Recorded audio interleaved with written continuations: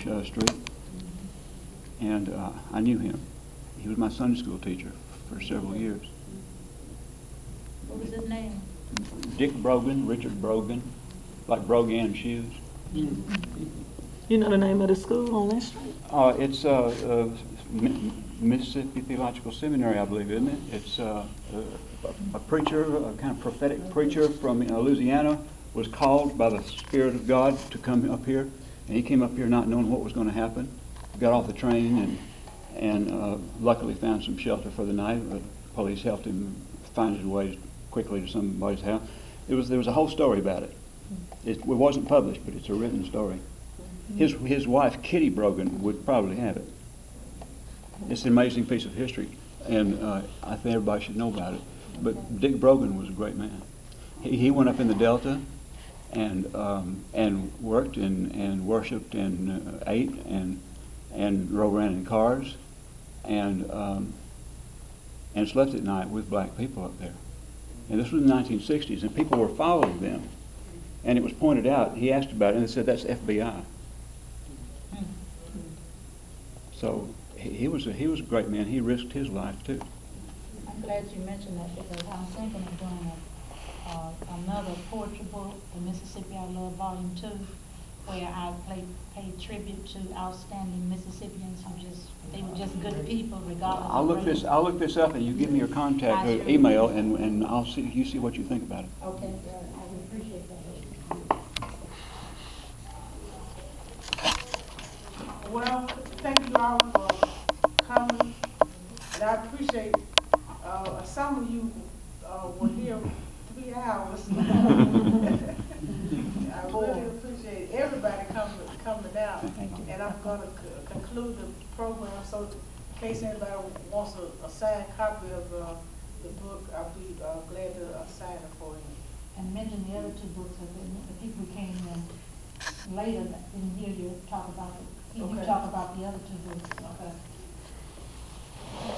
I was just reading this book, James Meredith and the Man That Created Him, which is a biography of my uncle, and it has been classified as a textbook, and it is emerging as a popular culture and ethnic studies required reading. It has made it to some universities in the last couple of weeks, in particular Stanford, Duke, Emory, Mississippi College, Jackson State, and Ole Miss. They picked it up early. It's been out about 5 months. And It's all right. Yes. When you get rich, don't forget about us. This is a children's book on my uncle that my mother wrote.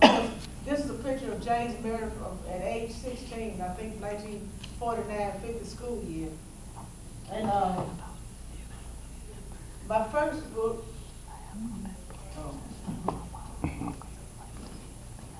Married to Sin, which is a memoir of Darlene Collier. She lives in Brandon, Mississippi, so tell-all memoir about her life. She grew up in Mississippi. Library of Congress, 5 stars.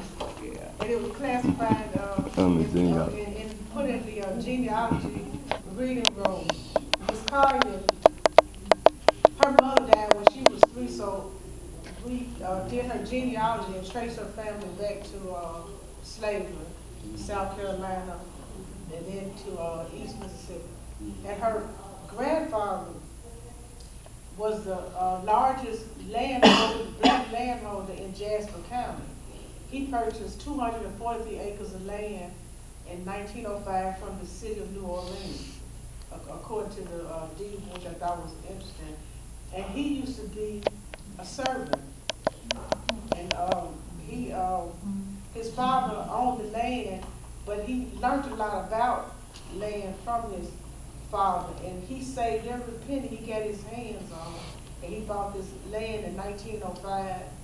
And when he was a little boy, he couldn't even drink out of the dipper that was on the porch, and that's what made him realize that he was different from his family.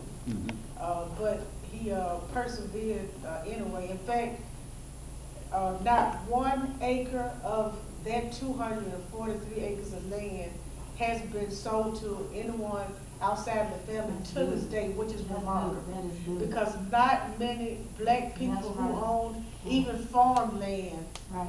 100 years ago still have it. We've lost millions of acres of land in the South, and we took it.